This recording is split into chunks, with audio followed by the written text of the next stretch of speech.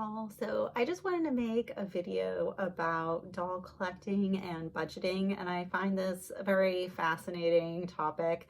And often I listen to like other people's videos that I love hearing their strategies for budgeting. It's very interesting because I guess everyone has a different budget and different things that are important to them when choosing which dolls to buy and which ones to not buy. And sometimes you have to say no to dolls that you like. And recently I have definitely kind of tried to half my budget of what I was spending. And in the future, I might, try to make it less. I think for right now, I'm probably doing good. But then you have to make decisions about what you want to buy and what you don't. And one thing I think I've realized is I probably have about like $350 now. And I think I'm really happy with the size of my collection, but there's always new things that I see that I like. And I don't really enjoy selling things. I'm happy to get rid of them and to have money for, because what happens over time is a doll might be your favorite, but then something comes out that's even more exciting. And you only have space for so many, right?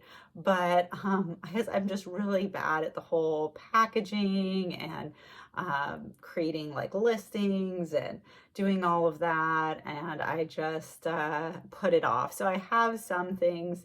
I sold some of my Rainbow High dolls, some of my Bratz dolls. I still have plenty of them. But I have like, I think some like Barbie Cutie Reveal, mermaids, some Enchantimals that I plan to sell, but they've been like living in my closet right now. More that it just feels like so much work. I often kind of sell them like together in a big group and a little bit more affordable because you're then maybe you didn't want every single one of those, but then you feel you're getting a good deal. Just that I don't want to have to, like, if I'm like, I'm going to get rid of 20 dolls, I don't want to be like having a box and create different postings for every single one for them each to sell for, maybe $20, something depending on the doll. I prefer to sell one big package for like $100 or more.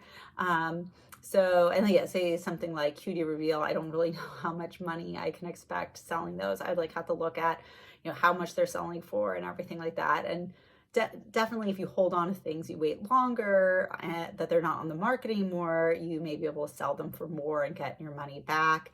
But I don't really like storing a whole bunch of dolls I plan to sell in my closet and having so many dolls in my doll room. I feel like I can't appreciate them as fully if they're too crowded. That's just like my personal preference. I'm kind of figuring out like how many dolls and what type of displays and what's my favorite setup. But so recently a huge thing for me is figuring out what dolls do I interact with the most. And I think that's really telling for me. So, a great example is Barbie. I see all these pictures of Barbies or collector Barbies. I'm like, they are gorgeous. But I get the doll, I put her on a shelf, and I forget she exists. And I think she's especially great if you do lots of photography, and you have like lots of cool dioramas for your Barbies and stuff, or you're an inbox collector, like there's no right or wrong way to collect. But for me, if I did lots of photography of them, I think I would enjoy that more. And especially some collector dolls, they have gorgeous faces. And, if you have the made to move Barbie, you can like do so many different like interesting poses for them. But I find recently, I have kind of physical limitations, so doing a lot of photography is like hard for me. Plus, so the dolls that I like taking pictures of the most, I guess I have one over here, is smart dolls, which are like more expensive. So, if I don't buy all those collector Barbies, maybe I can afford a smart doll. And so for me, like why I don't spend that much time with like a Barbie, and I'm just using this as one example, is that I find now that I bond better with a doll if they have a bigger face. If their head's so tiny, I feel like it's hard for me to see and appreciate them as much, especially like, so dolls I like the most, I like to bring them down to the living room to watch TV, and they'll be like sitting in front of me, like on the coffee table. And if they're too tiny, I can't see them that well. So I like something bigger, and I like something where I feel like they're like part of my life versus, they are in their own little world. So like a bigger doll, it's like, I don't know, she's like a magical little being that lives in my house. And like I love like fairies and stuff. Like I have some kind of ridiculously like expensive fairies that, you know, like these could probably cost more than they should have, but I'm like obsessed over fairies. And also, you know, they have like kind of a bigger face, even though they're like the 12-inch scale and very bright and colorful. And I'm just a fairy obsessed person. So I know I'm going to be obsessed over fairies, and that I definitely interact with them. Like, you know, these little, so, you know, it's like there's more expensive dolls, like the smart dolls that I really love and value. And there's the more affordable dolls that I also really enjoy. So these like little magic mixies, I'm just finding which ones are like closest to me right now. But grabbing these things off the shelves, well, this is like around my desk. These are ones that I'm interacting with a lot, that they're like in my close vicinity, that I'm really enjoying them, right? Versus, yeah, we can see some of my, and I still love them, but like some of my ball gown kind of Barbies, and I have some Disney over on the top shelf over there. You can see I have like a Tinkerbell over on top of the Rainbow High House over here. I love her, that she's so huge. But these are things that I'm definitely interacting with. And so I would look at like a Magic Mixie. Well, I'm going to actually interact with that, as well as, though, I also look at things of how many do I already have of this? Like, do I need more? Is it one of the same? Or, you know, is it possible that should I give up something to bring this new thing into my collection? So I think that's been a new thing for me. So like examples are, okay, Rainbow High, there's not a lot coming out. And I did recently get some new Rainbow High, and I really like loved them. But I even see like Rainbow High and LOL. There's not a lot of LOL OMG right now. But then also Bratz. I feel like I have so many of them that if I add more, I can't appreciate what I have, that it's hard for me to see them and enjoy them. And I enjoy them being kind of posed on display. And so if there's too many of them, I can't see them all. And or if I have them in a house, I can't see the house, that they're so crowded. So for me, it's figure out the right level. And I actually did have some LOL OMG dolls I thought I was going to sell.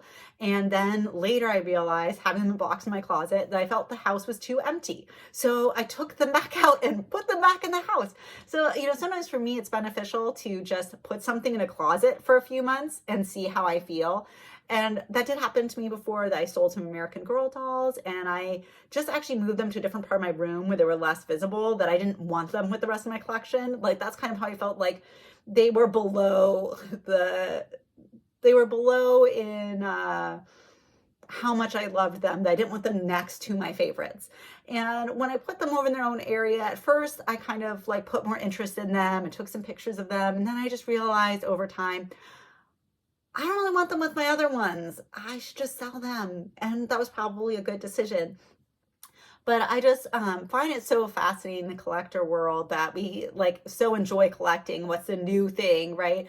And for some people, you have the space that you can have the new thing forever.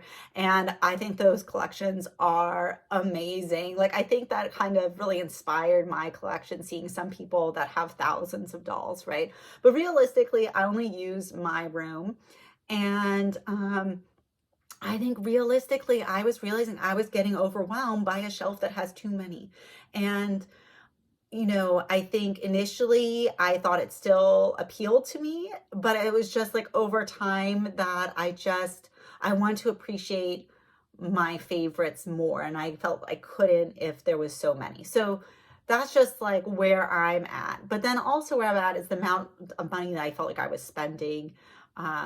You know, I think my husband is very supportive, to the extent where sometimes he like works too hard for me. I have to tell him to stop. So he was like, spend as much as you want, right? But I feel like, you know, me cutting down my budget, I don't feel like he's unhappy about it. But I think that it's good to feel that you can set limits or not feel overwhelmed. Like, if you feel overwhelmed by the amount that you're spending, of feeling like you have ways to have control over that. And still being able to enjoy, you know, okay, so like I actually have a new smart doll coming, right? And I want to be able to enjoy things like this that's like more expensive. And for someone else, it might not be a smart doll. It might be like a collector doll, like a collector Disney doll or collector Mattel doll, something else that, you know, you really want, but just doesn't seem realistic. But I feel like for me, if I don't get every single doll that I like, I can more likely like spend. So the new smart doll I'm getting, she's really going to be my October, November budget. Um, I have a little bit more, like I can get like I can get one other thing with that budget. But she's taking up most of my 2 months budget. And also I guess like, it worked out for me that I do all this carpooling of other kids, taking them to school with my kids, and the parents like really wanted to like help pay for gas, and I said no, and so then they gave me like an Amazon gift card for like $100. So I'm just putting that to basic household needs, and so then I feel like, oh, I have more smart doll money. But you know, it's like finding ways of being able to afford the dolls that you want most. And so I think that's like a thing for me, is say something like a smart doll I know I'm going to really enjoy, and I enjoy taking these around the house with me. I enjoy taking pictures of them. Like I'm going to get a lot of enjoyment out of this doll. And so maybe and right now the yen to dollar is really good, that they were much more expensive before. But like, I feel like I could get, you know, maybe I could get 4 or 5 collector Barbies for the same price, right? But if I'm not going to interact with them, it's more worthwhile for me to like hold off and just get her.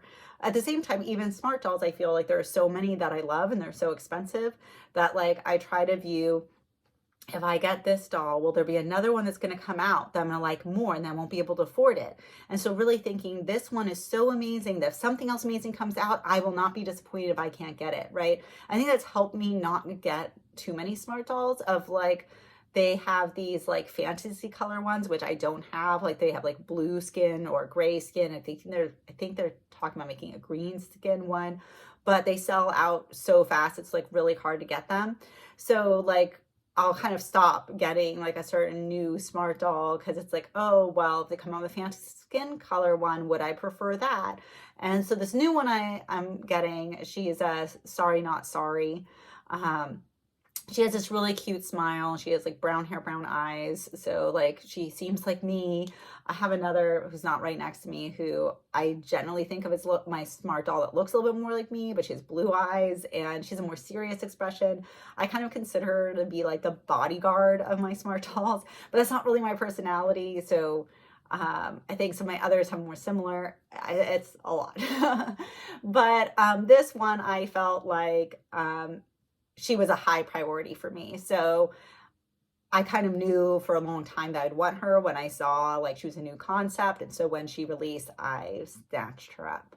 But I think as I'm recording this that she's still available. It's sometimes unknown with these dolls, like how quickly they sell out, or they're going to be restocked.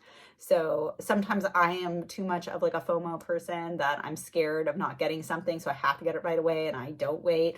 And often that's kind of stupid in terms of, well, but sometimes like with sales and stuff, like say these Magic Nixie Supremes, you know, that I got, that were like way too pricey. They're probably be much cheaper for the holidays, and like they're probably gonna be like half off, and then I'll be like, why did I spend that much? But I was like so scared of whether they're doing well or not, that are they just gonna disappear from the market, which is probably not true, probably not doing well. They'll just like go on sale.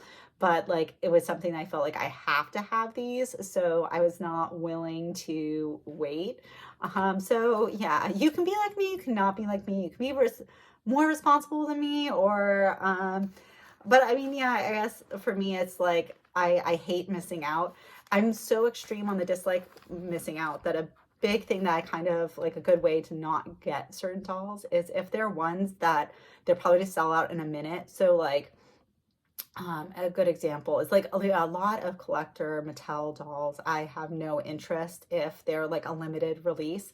I like more their releases that aren't limited, like say the Wednesday Addams dolls, or the new Disney Enchanted Elegance collection where I got the Rapunzel. I don't like thinking I want a doll and then I go in to buy her and she disappears. I can't handle, like, I wanted something, I expect to get something and I couldn't get it. And I know probably for other people, it's like, oh, this is so exciting. Not everyone has the same dolls that I have in my collection. So that's my personal preference. So that helps me limit what I get. So like I don't get the, what are the Monster High dolls that are like from different scary movies? It's like leaving my brain right now. But I don't get those series because they're always like sold really fast. And so I don't know which ones I could get and which ones I couldn't. And like I would want to, if I got something like that, I would want to have multiple that go together. And it's not like a guarantee. It's not a guarantee. So it's just a little bit about like right now for me how I'm cutting my budget in half. So I have a list actually. So I wrote down a list of what are the dolls I interact with the most and I enjoy the most. And so I think on that list I have like Smart Doll, I have Magic Mixies, I have like I really like dolls that come from other countries. I find that really fascinating, like Asian dolls or even different like European countries. American Girl is at the top of the list, but for me, like I have so many American Girl dolls, they take up a lot of space. And like, am I really excited about the new concepts they're right now coming out with? So if they come up with something I love, I'm probably gonna jump on it. Like I jumped on the more affordable Rapunzel that recently came out.